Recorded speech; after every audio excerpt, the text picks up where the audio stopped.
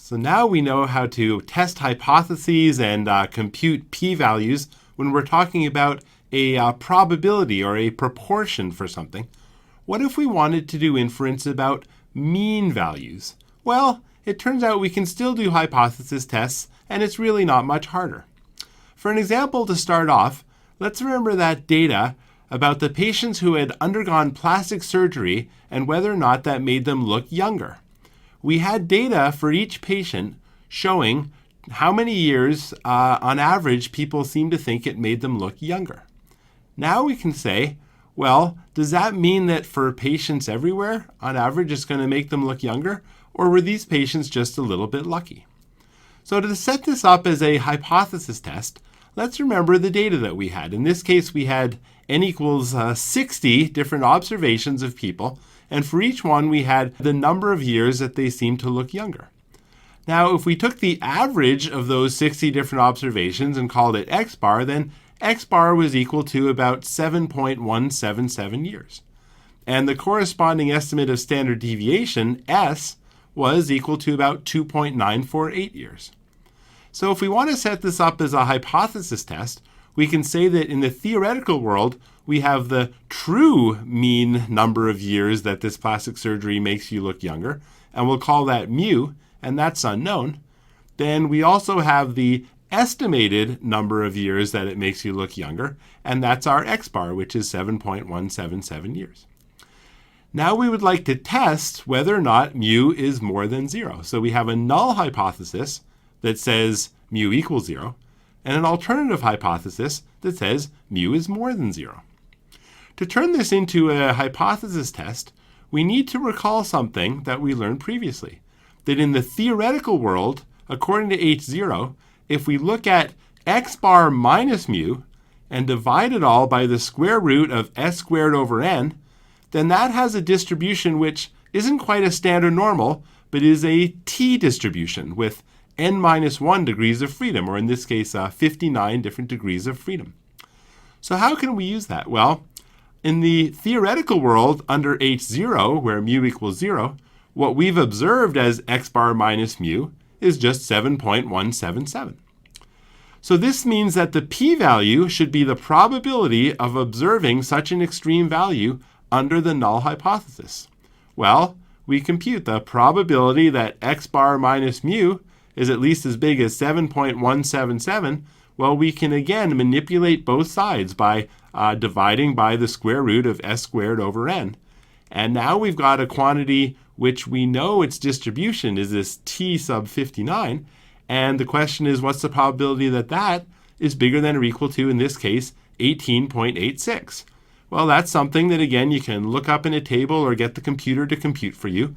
And it works out to a tiny number, about 1 chance in a 1 followed by 26 different zeros.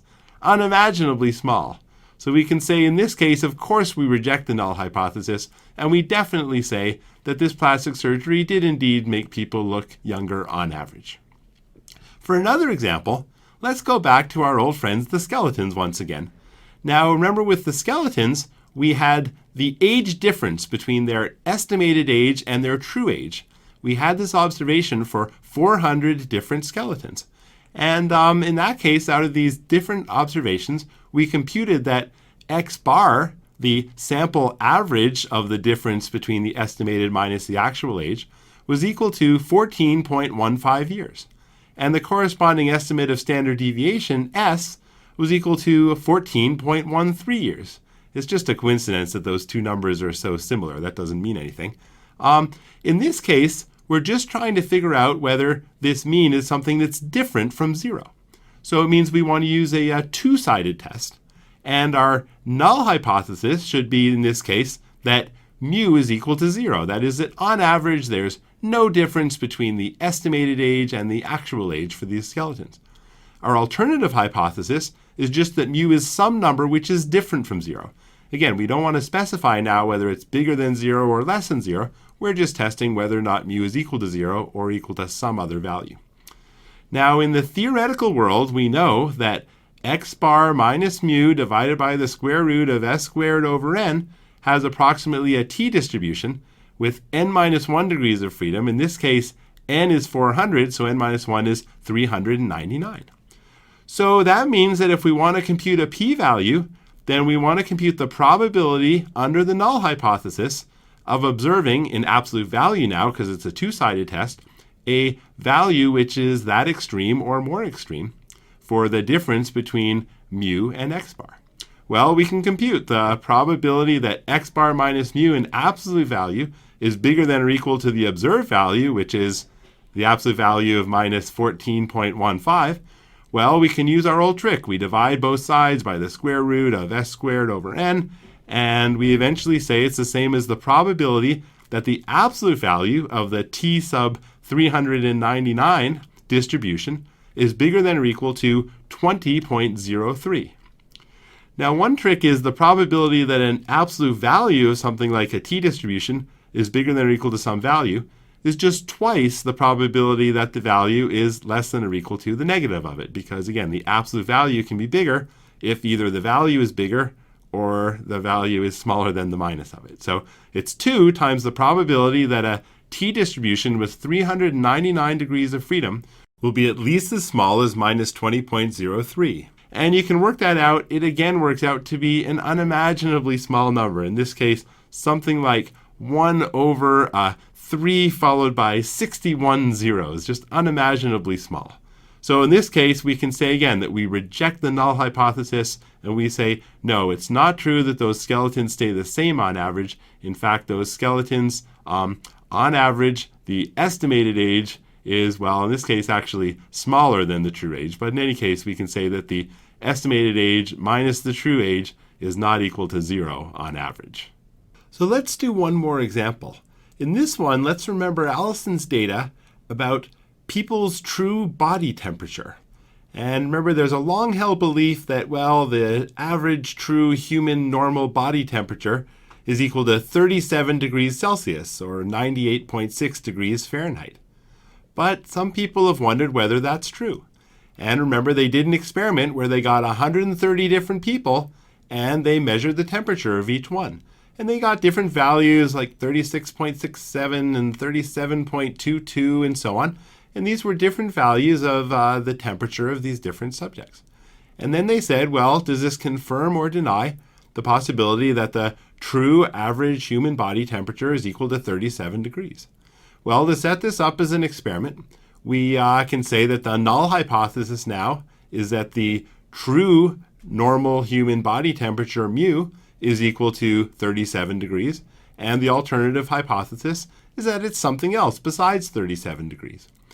Now, in this case, we don't have any prior knowledge of whether it's more or less. So again, we'll do a two-sided test.